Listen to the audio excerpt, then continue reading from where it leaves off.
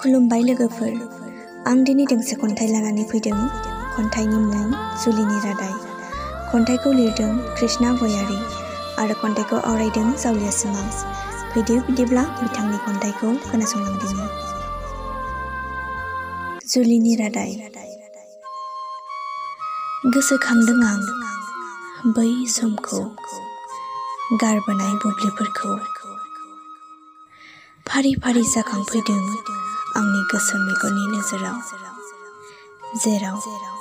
जेराव रावबो गैयामोन, खालि दङमोन नों आरो आंल'।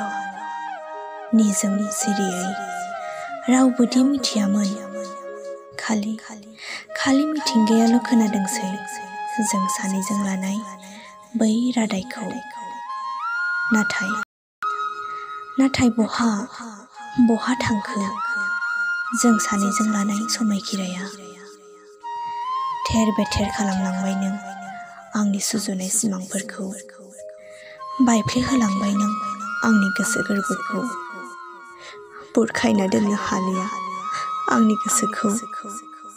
बेनोमोन नामा नोंनि थार अननाया?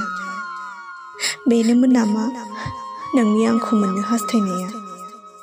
बेनोमोन नामा नोंनि रादाय होनाया? एसेबां दुखु होनोब्ला मानोथो होआमोन नों आंनो नंखाय जुलिनि रादाय? एसेनोसै, गोजोन्थों।